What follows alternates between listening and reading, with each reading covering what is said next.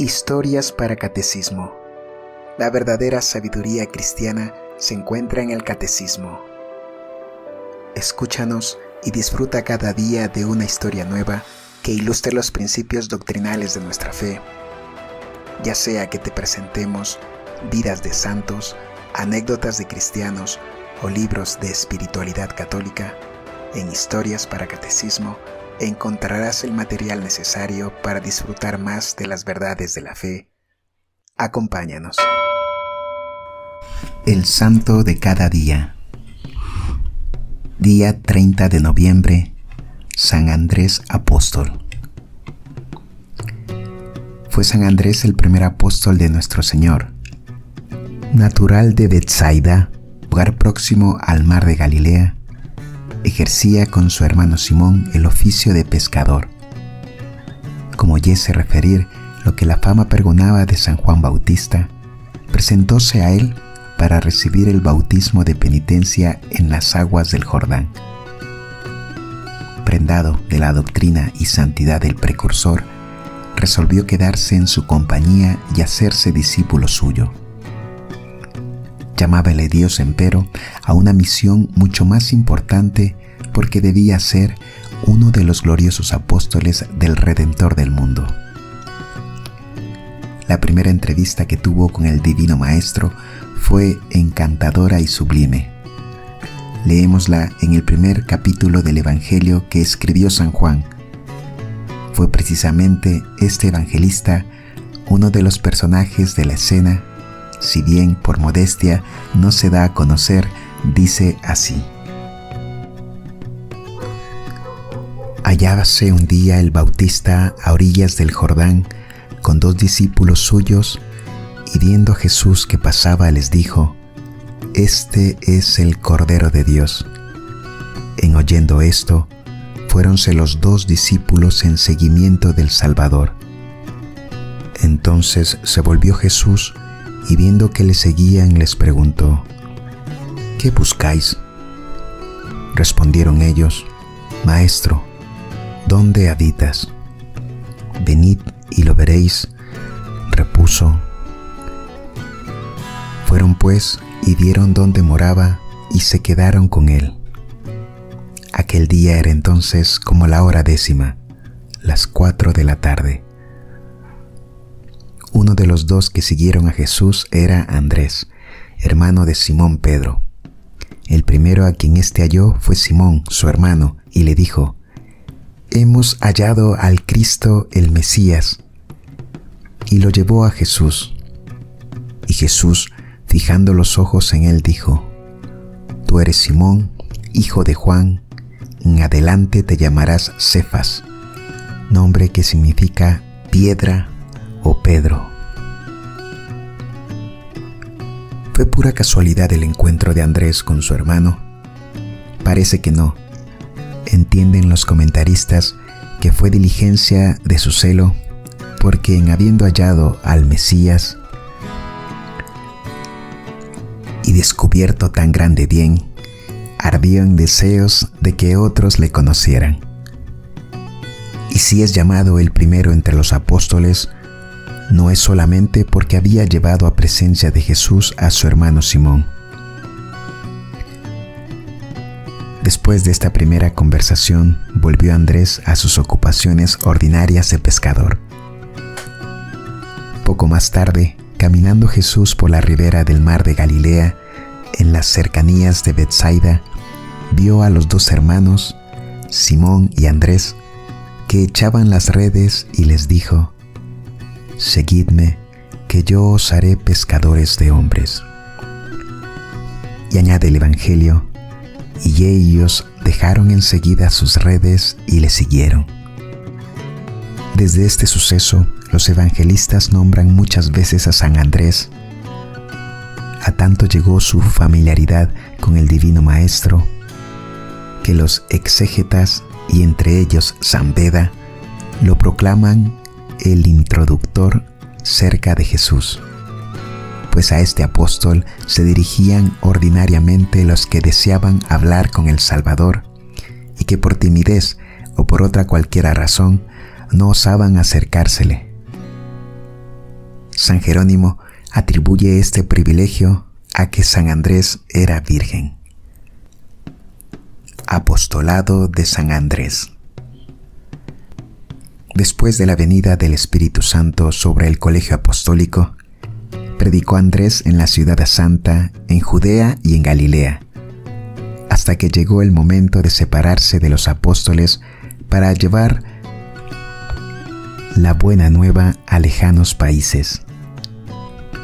Cúpule en suerte la evangelización de Lesitia, pero también recorrió la Sogdiana, Sacia, Etiopía del Irán, Galacia, Capadocia y Bitinia, hasta el Mar Negro, alumbrando a todos esos pueblos con la luz de la fe. Pasó después a Tracia y llegó hasta el Epiro, la Albania actual. Dice San Juan Crisóstomo que desvaneció los errores de los griegos. Estos le atribuyen equivocadamente la fundación de la iglesia de Bizancio. Estando el santo apóstol en Patras, ciudad de Acaya, presenció un 30 de noviembre, que según muchas probabilidades sería el del año 69, un pomposo recibimiento, la entrada de un nuevo magistrado griego de nación que antes de asumir el cargo iba a ofrecer un sacrificio a los dioses. Egeo, que así se llamaba el aludido magistrado, estaba ya prevenido contra los cristianos por los sacerdotes de Ceres. De pronto se dirige hacia él un venerable anciano de aspecto humilde y mirada serena. «Oh Egeo», le dice, «da al César lo que es del César y a Dios lo que es de Dios». Lo extraordinario del caso hace detener el desfile. Están cerca del puerto, entre las murallas que unen la ciudad a la ribera, entre huertos, olivares, naranjales y viñedos. A medio kilómetro aparecen las casas de la ciudad, dominadas por los dorados templos de la Acrópolis y recostadas en anfiteatro en la falda del cerro. Egeo ignora la doctrina cristiana, pero odia a los que la profesan. El temor al César tiene alguna parte en tal antipatía. Ante el intrépido rasgo del anciano, ¿qué irá a pasar? En Roma, la violencia hubiera hallado pronta solución, porque los jueces romanos huían las discusiones teológicas por no dar a los mártires ocasión de lucirse ante numerosos auditorios. Pero Egeo es griego y como tal escucha las razones del desconocido. Inflamado en santo celo, aprovecha Andrés la ocasión para pronunciar una fervorosa exhortación a sabiendas de que exponía la vida.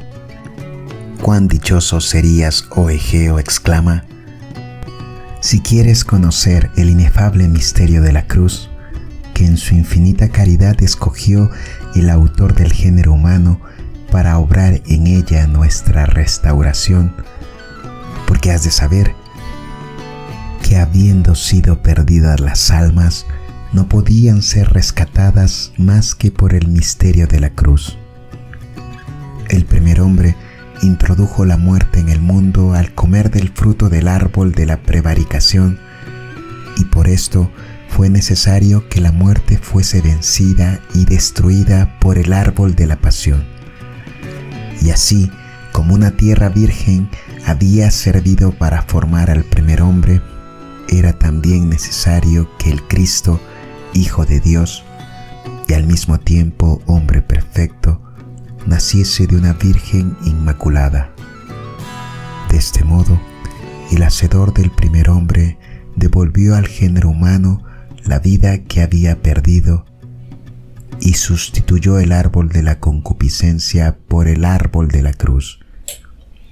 Extendió él sus manos inmaculadas en lugar de las nuestras criminales. La hiel y vinagre reemplazaron para él la dulzura y suavidad del fruto prohibido. Quiso revestir nuestra mortalidad para hacernos partícipes de su gloriosa inmortalidad. Y esto, como he dicho, lo hizo espontáneamente. Yo mismo estaba con él cuando fue entregado a los judíos por uno de sus discípulos, pero mucho tiempo antes nos había anunciado que sería entregado y crucificado por la salud de los hombres.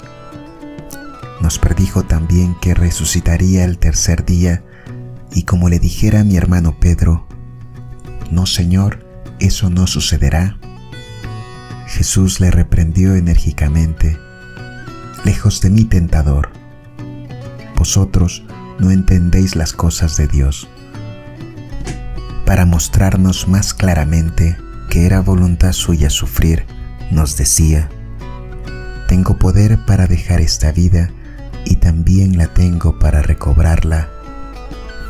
Durante la última cena que hizo con nosotros nos dijo: «Uno de vosotros me entregará». Y como nos viera a todos entristecidos por estas palabras, añadió: «Aquel a quien yo diere este pedazo de pan me venderá», con lo que nos demostró que veía lo por venir, y lejos de huir del traidor, permaneció en el lugar donde sabía que aquel iría a buscarle. Soy el siervo de Cristo, y no solamente no temo, sino que deseo con ardor el triunfante suplicio de la cruz. En cuanto a ti, oh Egeo, posible te es aún escapar a la eterna crucifixión que mereces. Si después de haber visto mi constancia en los tormentos, crees en nuestro Señor Jesucristo. Por lo que a mí toca, has de saber que no temo las torturas que puedan procurarme los hombres, ya que mi suplicio duraría, cuando mucho, solo unos días, mas el tuyo no acabará nunca. Cesa pues, te conjuro, de aumentar tus tormentos, no alimentes el incendio que eternamente te ha de abrasar. Martirio de San Andrés. Convencido el juez de que el intrépido apóstol sería insensible a cualquier razonamiento, dictó contra él sentencia de muerte. Sometiéronle previamente al suplicio de la flagelación, y como quiera que el reo acababa de ponderar las glorias y las grandezas de la cruz, pensó el juez que nada mejor de darle ocasión de gustar sus encantos y delicias. Las actas de los mártires nos han transmitido una relación muy circunstanciada de la pasión de San Andrés. Comienza así: «Nosotros, sacerdotes y diáconos de las iglesias de Acaya, enviamos a todas las iglesias de Oriente, de Occidente, del Mediodía y del Septentrión la relación del martirio de San Andrés, la cual hemos visto con nuestros propios ojos». Reproduce esta pasión el largo interrogatorio y la animada discusión que hubo entre el apóstol y el magistrado mal llamado procónsul. Pinta con vivos colores la indignación del pueblo, dispuesto repetidas veces a vengarse del juez prevaricador, pero al que el santo mártir logra apaciguar, exhortándole a soportar con alegría las adversidades temporales para merecer las eternas recompensas. De ella ha tomado la Sagrada Liturgia este pasaje conmovedor: «Salve, oh cruz preciosa, consagrada por el cuerpo de mi Señor Jesucristo, que en ti descansó. Antes que mi amable Maestro muriese en tus brazos, eras ignominiosa y espantabas a los hombres, mas ahora los alegras y los regocijas. A ti me llego lleno de gozo y de confianza. Recíbeme en tus brazos con alegría, como a discípulo de aquel que pendiente de ti redimió al mundo. Oh buena cruz, tanto tiempo deseada, tan ardientemente amada y buscada con tanta solicitud y diligencia, ahora que te hallé, recíbeme, benigna en tus brazos, y sacándome de entre los hombres, restitúyeme a mi divino Maestro, para que por ti me reciba el que por ti me redimió». Atado estaba el santo a la cruz, quasi in eculio, como en un caballete. Sobre cuál fuera la forma de esta cruz, tardó mucho la tradición, sobre todo en Occidente, en determinarse. San Pedro Crisólogo presentaba al apóstol con los pies juntos y atados al tronco de un olivo y extendidos los brazos en dos ramas del árbol, o sea, en una cruz en forma de Y. Los antiguos artistas occidentales le dieron la forma de la del Señor, pero después de la toma de Constantinopla por los turcos en 1453, los griegos, al dispersarse, influyeron en la tradición y la cruz en la forma de caballete o X tuvo aceptación universal. Así figuraba ya en el emblema de la Legión Romana de Panonia, la cual era reclutada precisamente en los países evangelizados por el santo apóstol. 2 días estuvo en la cruz el valeroso mártir, soportando con indecible gozo este suplicio y no cesando de animar a los fieles a padecer por amor a Cristo.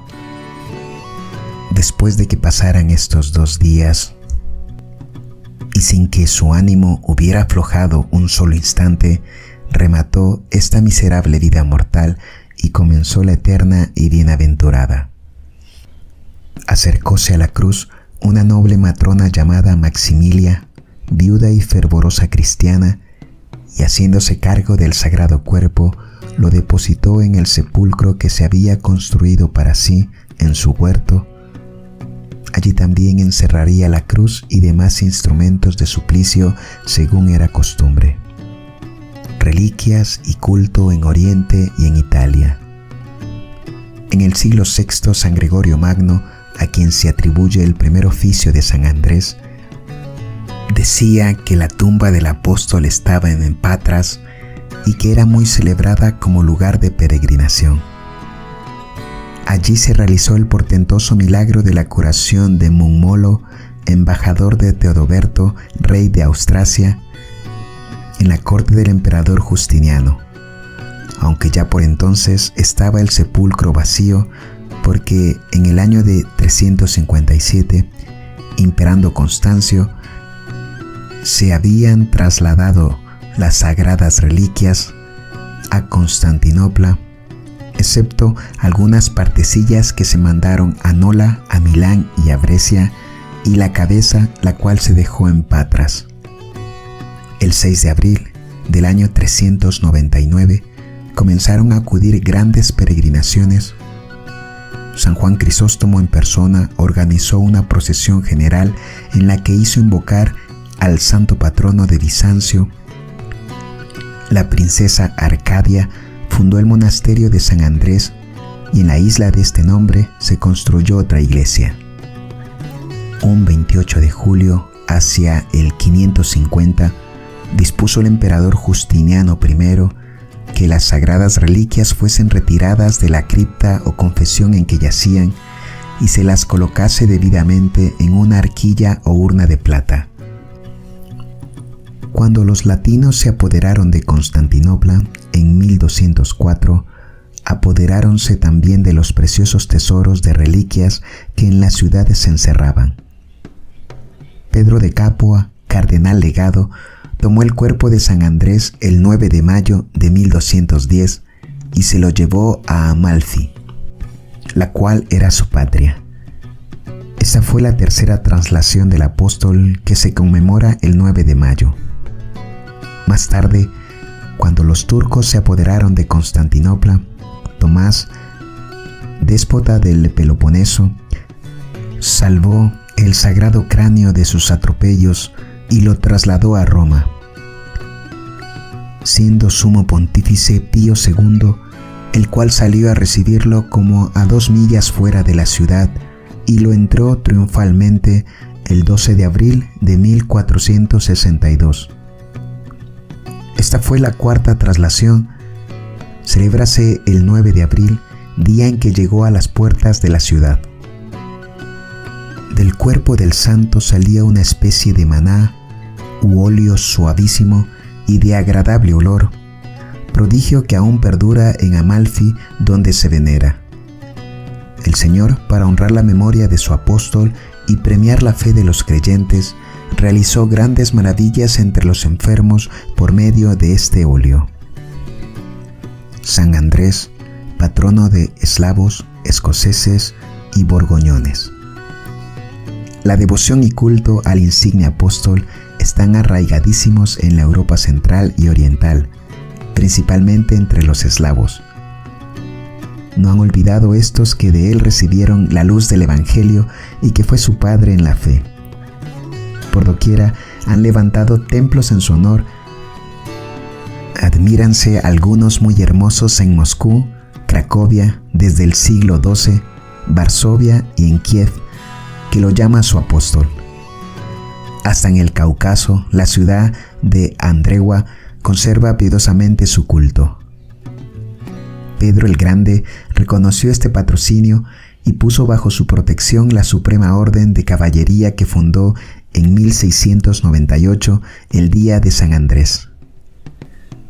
Los polacos le tienen en gran estima y veneración, y su nombre es muy común entre ellos, principalmente desde que le dio nuevo lustre en 1657 el insigne jesuita y bienaventurado mártir Andrés Bobola. Popularísimo es también el nombre de Andrés en Hungría, la antigua Panonia, lo prueba la lista de los reyes. Las monedas del condado de Hont de 1568 llevan su efigie, y en los pequeños ducados de oro acuñados en 1579, cuando el sitio de Viena, está grabada la cruz de San Andrés.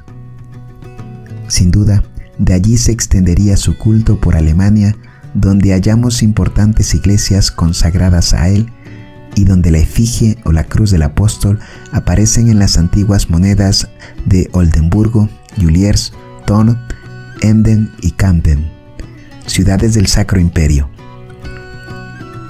En la catedral de Treveris se exponen todavía a la veneración de los fieles las sandalias de San Andrés, depositadas en una arquita de plata por el arzobispo Egberto.